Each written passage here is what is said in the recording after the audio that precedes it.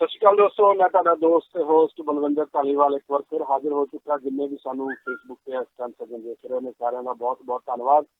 ਦੋਸਤੋ, ਤੁਸੀਂ ਜਾਣਦੇ ਹੋ ਕਿ ਕਰੋਨਾ ਵਾਇਰਸ ਚੱਲ ਰਿਹਾ ਤੇ ਕਰੋਨਾ ਵਾਇਰਸ ਦਾ ਕਰਕੇ ਪੂਰੇ ਪੰਜਾਬ ਨਹੀਂ, ਪੂਰੇ ਭਾਰਤ ਨਹੀਂ, ਪੂਰੇ ਵਿਸ਼ਵ ਦੇ ਵਿੱਚ ਜੋ ਹਾਲਾਤ ਬਣੇ ਹੋਏ ਨੇ ਤੇ ਵੱਖ-ਵੱਖ ਸ਼ਖਸੀਅਤਾਂ ਆਪੋ ਆਪਣੇ ਤਰੀਕੇ ਨਾਲ ਇਸ ਕਰੋਨਾ ਵਾਇਰਸ ਦੇ ਵਿੱਚ ਆਮ ਲੋਕਾਂ ਦੀ, ਆਮ ਜਨਤਾ ਦੀ ਜਿਹੜੀ ਆ ਉਹ ਸੇਵਾ ਕਰ ਰਹੇ ਨੇ। ਇਸੇ ਤਹਿਤ ਪ੍ਰਸ਼ਾਸਨ ਲੱਗਿਆ ਹੋਇਆ, ਪੰਜਾਬ ਪੁਲਿਸ ਲੱਗੀ ਹੋਈ ਆ।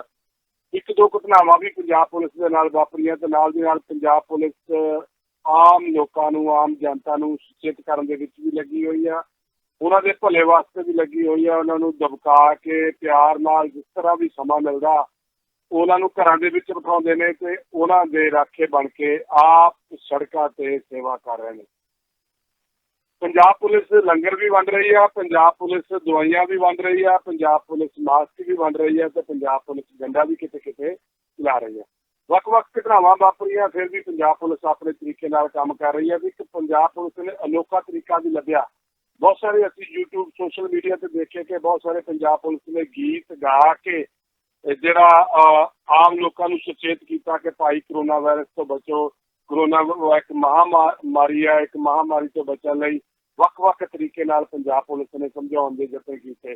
ਅੱਜ ਇਹੋ ਜਿਹੀ ਸ਼ਖਸੀਅਤ ਸਾਡੇ ਨਾਲ ਆ, ਉਹ ਵੀ ਪੰਜਾਬ ਪੁਲਿਸ ਦੇ ਪੰਜਾਬ ਦੇ ਵਿੱਚ ਇੱਕ ਹੋਮਗਾਰਡ ਡਿਪਾਰਟਮੈਂਟ ਦੇ ਵਿੱਚ ਕੰਮ ਕਰਦੇ ਨੇ ਤੇ ਇਸ ਡਿਪਾਰਟਮੈਂਟ ਦੇ ਵਿੱਚ ਕੰਮ ਕਰਦੇ ਆ ਉਹਨਾਂ ਨੂੰ ਵੀ ਗਾਉਣ ਦਾ ਸ਼ੌਕ ਸੀ ਤੇ ਉਹਨਾਂ ਨੇ ਵੀ ਇੱਕ ਸਪੈਸ਼ਲ ਗੀਤ ਗਾਇਆ। ਗੀਤ ਜਿਹੜਾ ਉਹ ਗਾਇਆ ਉਹ ਪੰਜਾਬ ਪੁਲਿਸ ਦੀਆਂ ਡਿਊਟੀਜ਼ ਕੀ ਬਣਦੀਆਂ, ਪੰਜਾਬ ਪੁਲਿਸ ਦੀ ਸ਼ਲਾਘਾ ਕਿਸ ਤਰ੍ਹਾਂ ਕੀਤੀ ਉਹਨਾਂ ਨੇ, ਪੰਜਾਬ ਪੁਲਿਸ ਦੇ ਕੰਮ ਕਰ ਕੀ ਬਣਦੇ ਉਹਦੇ ਬਾਰੇ ਵੀ ਉਹਨਾਂ ਨੇ ਗੱਲ ਕੀਤੀ, ਪ੍ਰਸ਼ਾਸਨ ਬਾਰੇ ਵੀ ਗੱਲ ਕੀਤੀ।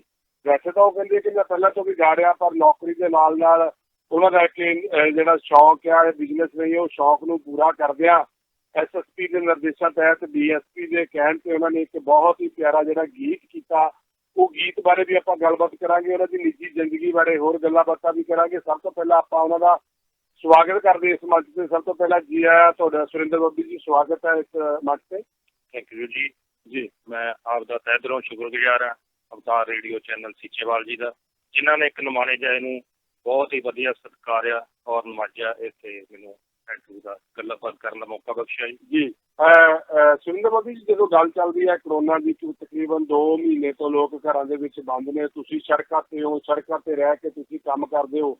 ਸੜਕਾਂ ਤੇ ਰਹਿੰਦੇ ਤੁਸੀਂ ਇੱਕ ਨਿਵੇਕਲਾ ਜਿਹੜਾ ਉਪਰਾਲਾ ਕੀਤਾ, ਇੱਕ ਵੱਖਰਾ ਉਪਰਾਲਾ ਕੀਤਾ ਕਿ ਤੁਸੀਂ ਇੱਕ ਸਪੈਸ਼ਲ ਗੀਤ ਜਿਹੜਾ ਕਰੋਨਾ ਵਾਇਰਸ ਤੇ ਕੀਤਾ। ਪਹਿਲਾਂ ਤਾਂ ਉਹਦੇ ਆਪਾਂ 2-4 ਬੋਲ ਸੁਣਾਂਗੇ, ਫਿਰ ਆਪਾਂ ਗੱਲ ਕਰਾਂਗੇ ਕਿ ਸਬੱਬ ਕਿਵੇਂ ਬਣਿਆ। ਠੀਕ ਹੈ ਜੀ। ਥੈਂਕ ਯੂ ਜੀ। ਮੈਂ ਕਰੋਨਾ ਤੇ ਇਹ ਗੀਤ ਕੀਤਾ ਸੀਗਾ ਵੀ ਜੋ ਸਾਡੀ ਜਿੰਨੀਆਂ ਵੀ ਡਿਊਟੀਆਂ ਪੰਜਾਬ ਪੁਲਿਸ ਔਰ ਸਾਡੀ ਹੋਮਗਾਰਡ ਸੜਕਾਂ ਤੇ ਨਿਭਾ ਰਹੀ, ਤੇ ਮੈਂ ਸੋਚਿਆ ਕਿ ਇੱਕ ਗਾਣੇ ਰਾਹੀਂ ਉਹਨਾਂ ਸੰਦੇਸ਼ ਦਿੱਤਾ ਜਾਵੇ। ਤੇ ਉਹਦੇ ਬੋਲ ਨੇ,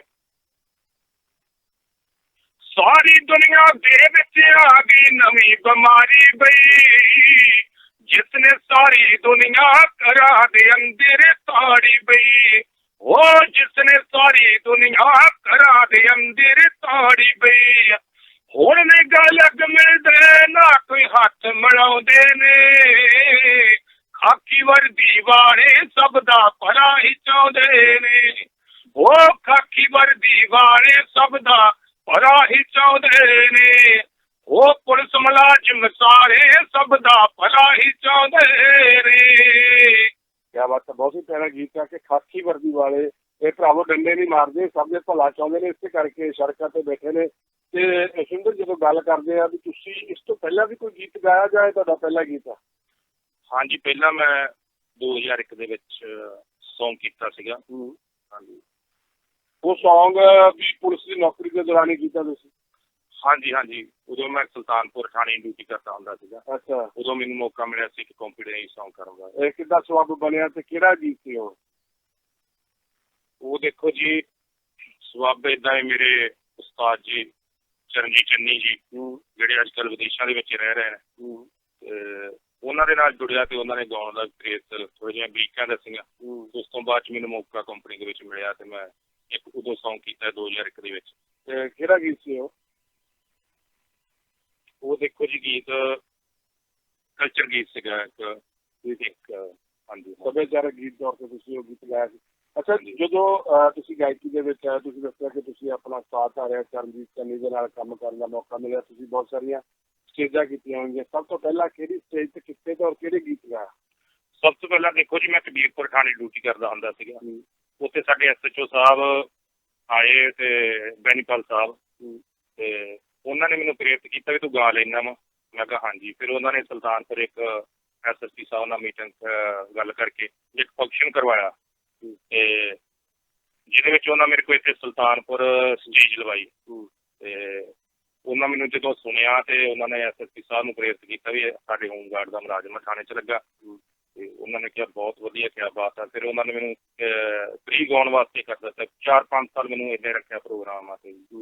ਬਹੁਤ ਸਾਰੇ ਵੱਖ-ਵੱਖ ਥਾਣਿਆਂ ਵਿੱਚ ਮੇਰੇ ਕੋਲ ਪਬਲਿਕ ਮੀਟਿੰਗਾਂ ਦੇ ਪ੍ਰੋਗਰਾਮ ਕਰਵਾਏ, ਔਰ ਸਕੂਲਾਂ ਕਾਲਜਾਂ ਦੇ ਵਿੱਚ ਵੀ ਪ੍ਰੋਗਰਾਮ ਕਰਵਾਏ। ਅੱਛਾ, ਕਿਹੜਾ ਗੀਤ ਜਿਹੜਾ ਤੁਸੀਂ ਸਭ ਤੋਂ ਪਹਿਲਾਂ ਗਾਇਆ? ਸਭ ਤੋਂ ਪਹਿਲਾਂ ਦੇਖੋ ਜੀ, ਉਹ ਕਲਚਰ ਗਾਇਆ ਸੀਗਾ ਗੀਤ। ਹਾਂਜੀ। ਤੁਸੀਂ ਪਹਿਲਾਂ ਇੱਕ ਗੀਤ ਗੁਣਗੁਣਾ ਰਹੇ ਸੀ ਜਦੋਂ ਆਪਾਂ ਆਫਰ ਬੈਠੇ ਸੀ, ਗੱਲਬਾਤ ਕਰਦੇ ਸੀ। ਬੜਾ ਪਿਆਰਾ ਗੀਤ ਸੀਗਾ ਪਾਲੀਗੀਤ ਵਾਲੀ ਦੀ ਆਵਾਜ਼ ਵਿੱਚ, ਜਿਹਦੇ ਵਿੱਚ ਤੁਹਾਨੂੰ ਬੜਾ ਮਾਣ ਮਿਲਿਆ ਸੀ। ਉਹ ਕਿਹੜਾ ਗੀਤ ਸੀ ਔਰ ਕਿਸ ਤਰ੍ਹਾਂ? ਹਾਂਜੀ ਦੇਖੋ ਜੀ, ਉਹ ਇੱਕ ਸੁਲਤਾਨਪੁਰ ਫੰਕਸ਼ਨ ਹੋਇਆ ਸਕੂਲ ਵੱਲੋਂ, ਉਹਦੇ ਵਿੱਚ ਮੈਂ ਇੱਕ ਗੀਤ ਗਾਇਆ ਸੀਗਾ। ਤੇ ਉਹਦੇ ਬੋਲ ਏਦਾਂ ਸੀ, ਦੁਨੀਆ ਦੇ ਉੱਤੇ ਨਾਤੇ, ਦੁਨੀਆ ਦੇ ਉੱਤੇ ਨਾਤੇ, ਰਿਸ਼ਤਿਆਂ ਦੀ ਥੋੜ ਨਾ, ਮਾਵਾਂ ਤੇ ਧੀਆਂ ਵਰਗਾ ਰਿਸ਼ਤਾ ਕੀ ਹੋਰ ਨਾ, ਮਾਵਾਂ ਤੇ ਧੀਆਂ ਵਰਗਾ ਰਿਸ਼ਤਾ ਕੀ ਹੋਰ ਨਾ। ਜੀ ਅੱਛਾ, ਜਦੋਂ ਆਪਾਂ ਗੱਲ ਲਾਕਡਾਊਨ ਦੀ ਕਰੀਏ, ਲਾਕਡਾਊਨ ਦੇ ਵਿੱਚ ਪੰਜਾਬ ਪੁਲਿਸ ਦੀ ਸਮਾਂ ਤੁਹਾਡੀ ਡਿਊਟੀ ਬੜੀ ਸਖਤ ਹੁੰਦੀ ਆ। ਇਹਨਾਂ ਸਮਿਆਂ ਦੇ ਵਿੱਚ ਤੁਸੀਂ ਇਹ ਗੀਤ ਬਣਾਉਣ ਵੱਲ ਕਿੱਦਾਂ ਆਏ, ਜਾਂ ਤੁਹਾਨੂੰ ਕਿਹਨੇ ਪ੍ਰੇਰਿਤ ਕੀਤਾ ਵੀ ਲਾਕਡਾਊਨ ਚੱਲ ਰਿਹਾ, ਇੱਕ ਸਾਖੀ ਵਰਦੀ ਦੇ ਸਪੈਸ਼ਲ ਜਿਹੜਾ ਹੈ ਉਹ ਗੀਤ ਕੀਤਾ ਜਾਵੇ? ਦੇਖੋ ਜੀ, ਮੈਂ ਆਪਣੀ ਡਿਊਟੀ ਤੇ ਬੈਠਾ ਸੀ ਤੇ ਇੱਥੋਂ ਨਾ ਮੈਨੂੰ ਆਪਣੇ ਸੁਲਤਾਨਪੁਰ ਦੇ ਸਾਰੇ ਸਤਿਕਾਰਯੋਗ ਲਾਡੀ ਭਾਜੀ ਪ੍ਰੈਸ ਕਲੱਬ, ਆਪਣੀ ਸੁਲਤਾਨਪੁਰ ਦੀ ਜਿੰਨੀ ਪ੍ਰੈਸ ਕਲੱਬ ਆ, ਸਾਰੇ ਮਿੱਤਰ ਨੇ ਮੇਰੇ, ਉਹਨਾਂ ਨੇ ਮੈਨੂੰ ਇੱਕ ਫੋਨ ਕੀਤਾ। ਕਹਿੰਦੇ ਵੀ ਬੱਬੀ ਜੀ ਤੁਸੀਂ ਵੀ ਇੱਕ, ਬਾਕੀ ਕਾਫੀ ਪੁਲਿਸ ਵਾਲੇ ਗੀਤ ਗਾ ਰਹੇ ਕਰੋਨਾ ਤੇ ਤੁਸੀਂ ਵੀ ਕੋਈ ਕਰੋ। ਤੇ ਮੈਂ ਕਿਹਾ ਚਲੋ ਜੀ ਕਰ ਦਿੰਦੇ ਆ ਜੀ, ਜੇ ਤੁਹਾਡਾ ਪਿਆਰ ਸਤਿਕਾਰ ਆ ਤੇ ਮੈਂ ਵੀ ਕਰ ਦਿੰਦਾ। ਫਿਰ ਮੈਂ ਇਹ ਲਾਕਡਾਊਨ ਦੇ ਵਿੱਚ ਇੱਕ ਸੁਨੇਹਾ ਦਿੱਤਾ ਹੈ। ਜਿਹੜਾ ਤੁਸੀਂ ਖੁਦ ਲਿਖਿਆ ਜਾਂ ਕਿਸੇ ਰਾਈਟਰ ਵੱਲੋਂ ਲਿਖਾ ਕੇ? ਦੇਖੋ ਜੀ, ਇੱਕ ਸਾਡੇ ਪਿੰਡ ਲਾਗੇ ਏਰੀਏ ਦੇ ਵਿੱਚ ਆਪਣੇ ਸੁਲਤਾਨ ਪਿੰਡ ਭਾਗੋ ਬੁੱਢਾ ਪੈਂਦਾ ਜੀ, ਸੁਖਦੇਵ ਸੋਤਾ ਜੀ ਉਹ ਗੀਤ ਲਿਖਦੇ ਸੀ। ਉਹਨਾਂ ਨੇ ਮੈਨੂੰ ਇਹ ਗੀਤ ਲਿਖ ਕੇ ਦਿੱਤਾ ਸੀ। ਉਹਨਾਂ ਨੂੰ ਮੈਂ ਕਿਹਾ ਸੀ ਇੱਕ ਗੀਤ ਬਣਾਓ ਇੱਦਾਂ ਦਾ। ਠੀਕ ਹੈ। ਇਹਦੇ ਵਿੱਚ ਤੁਹਾਨੂੰ ਕੋਈ ਜਿਹੜਾ ਤੁਹਾਡਾ ਮਹਿਕਮਾ ਡਿਪਾਰਟਮੈਂਟ ਹੈ ਉਹਦੇ ਵੱਲੋਂ ਵੀ ਕੋਈ ਸਪੋਰਟ ਮਿਲੀ ਜਾਂ ਤੁਸੀਂ ਆਪਣੇ ਲੈਵਲ ਤੇ ਗੀਤ ਕੀਤਾ? ਹਾਂਜੀ ਦੇਖੋ ਜੀ, ਬਹੁਤ ਵਧੀਆ, ਬਹੁਤ ਸਪੋਰਟ ਮੈਨੂੰ ਸਰਦਾਰ ਸਰਵੰਤ ਸਿੰਘ ਜੀ ਬਾਲ DSP ਸੁਲਤਾਨਪੁਰ, ਇਹਨਾਂ ਨੇ ਮੈਨੂੰ ਬੁਲਾ ਕੇ ਮੇਰਾ ਗਾਣਾ ਹੀ ਇਹਨਾਂ ਨੇ ਰਿਲੀਜ਼ ਕੀਤਾ ਹੈ ਫਲੈਕਸੀ ਦੇ ਨਾਲ। ਤੇ ਵੱਖ-ਵੱਖ ਪ੍ਰੈਸ ਰਿਪੋਰਟਰਾਂ ਨੂੰ ਸਾਰਿਆਂ ਨੂੰ ਖਬਰਾਂ ਵੀ ਲਵਾਈਆਂ ਇਹਨਾਂ ਨੇ। ਬਹੁਤ ਹੀ ਵਧੀਆ ਇਹਨਾਂ ਨੇ ਸ਼ਲਾਘਾ ਕੀਤੀ ਜੀ। ਜੀ ਅੱਛਾ, ਇਸ ਗੀਤ ਨੂੰ ਬੜਾ ਮੈਂ ਵੀ ਦੇਖ ਰਿਹਾ ਸੀ YouTube ਤੇ, ਬੜਾ ਭਰਮਾ ਹੁੰਗਾਰਾ ਮਿਲਦਾ, ਪਰ ਕਿਹੜੀ ਕੰਪਨੀ ਵੱਲੋਂ ਤੁਸੀਂ ਔਰ ਕਦੋਂ ਰਿਲੀਜ਼ ਕੀਤਾ? ਇਹ ਤੋਂ ਜੀ 22 ਆਪਣੇ ਅਪ੍ਰੈਲ ਨੂੰ। ਹਾਂਜੀ, ਹਰਭਜਨ ਹਰੀ ਸੁਲਤਾਨਪੁਰ ਤੋਂ ਮਿਊਜ਼ਿਕ ਡਾਇਰੈਕਟਰ ਨੇ ਜੀ, ਤੇ ਉਹਨਾਂ ਦੀ ਕੰਪਨੀ ਰਾਹੀਂ, ਜੈ ਮਿਊਜ਼ਿਕ ਕੰਪਨੀ ਰਾਹੀਂ ਇਹ ਮੈਂ ਗਾਣਾ ਰਿਲੀਜ਼ ਕੀਤਾ ਜੀ। ਠੀਕ ਹੈ। ਅੱਛਾ, ਇਹਦੇ ਗੀਤ ਦੇ ਪੂਰੇ ਬੋਲ ਜਿਹੜੇ ਆ ਉਹ ਹੋ ਜਾਣਗੇ ਸਾਡੇ ਦੇਖਣ ਵਾਲੇ ਸਰੋਤਿਆਂ ਦੇ ਨਾਲ? ਹਾਂਜੀ, ਇਹ ਸਾਰਾ ਗੀਤ? ਜੀ ਜੀ। ਅੱਛਾ ਜੀ। ਸਾਰੀ ਦੁਨੀਆ ਦੇ ਵਿੱਚ ਆ ਗਈ ਨਵੀਂ ਬਿਮਾਰੀ ਬਈ, ਜਿਸ ਨੇ ਸਾਰੀ ਦੁਨੀਆ ਘਰਾਂ ਦੇ ਅੰਦਰ ਤਾੜੀ ਬਈ, ਉਹ ਜਿਸ ਨੇ ਸਾਰੀ ਦੁਨੀਆ ਘਰਾਂ ਦੇ ਅੰਦਰ ਤਾੜੀ ਬਈ। ਹੁਣ ਨੀ ਗੱਲ ਲੱਗ ਮਿਲਦੇ ਨਾ ਕੋਈ ਹੱਥ ਮਿਲਾਉਂਦੇ ਨੇ, ਖਾਕੀ ਵਰਦੀ ਵਾਲੇ ਸਭ ਦਾ ਭਲਾ ਹੀ ਚਾਹੁੰਦੇ ਨੇ, ਉਹ ਖਾਕੀ ਵਰਦੀ ਵਾਲੇ ਸਭ ਦਾ ਭਲਾ ਹੀ ਚਾਹੁੰਦੇ ਨੇ, ਉਹ ਪੁਲਿਸ ਮੁਲਾਜ਼ਮ ਸਾਰੇ ਸਭ ਦਾ ਭਲਾ ਹੀ ਚਾਹੁੰਦੇ ਨੇ। ਜਦੋਂ ਹੁਕਮ ਜਿਹਾ ਮਿਲਿਆ ਕਰਫਿਊ ਖੂਬ ਲਗਾ ਦਿੱਤੇ, ਲੋੜਵੰਦਾਂ ਨੂੰ ਰਾਸ਼ਨ ਘਰ ਘਰ ਤੱਕ ਪਹੁੰਚਾ ਦਿੱਤੇ, ਉਹ ਲੋੜਵੰਦਾਂ ਨੂੰ ਰਾਸ਼ਨ ਘਰ ਘਰ ਤੱਕ ਪਹੁੰਚਾ ਦਿੱਤੇ। ਫਿਰ ਔਖੇ ਵੇਲੇ ਖੂਨ ਲੋਕਾਂ ਦੀ ਜਾਨ ਬਚਾਉਂਦੇ ਨੇ, ਖਾਕੀ ਵਰਦੀ ਵਾਲੇ ਸਭ ਦਾ ਭਲਾ ਹੀ ਚਾਹੁੰਦੇ ਨੇ, ਉਹ ਪੁਲਿਸ ਮੁਲਾਜ਼ਮ ਸਾਰੇ ਸਭ ਦਾ ਭਲਾ ਹੀ ਚਾਹੁੰਦੇ ਨੇ। ਜੁਗ ਜੁਗ ਜੀਵੋ ਸਦਾ ਪੂਰੀਆਂ ਹੋਵਣ ਆਸਾਂ ਬਈ, ਭਾਗੋ ਬੁੱਢੇ ਵਾਲਾ ਕਰਦਾ ਰਹੂ ਅਰਦਾਸਾਂ ਬਈ, ਸਤਿਦੇਵ ਸਹੋਤੇ ਵਰਗਾ ਕਰਦਾ ਰਹੂ ਅਰਦਾਸਾਂ ਬਈ। ਬੱਬੀ ਵਰਗੇ ਰੋਗ ਘਰਾਂ ਦੇ ਵਿੱਚ ਬਿਠਾਉਂਦੇ ਨੇ, ਖਾਕੀ ਵਰਦੀ ਵਾਲੇ ਸਭ ਦਾ ਭਲਾ ਹੀ ਚਾਹੁੰਦੇ ਨੇ।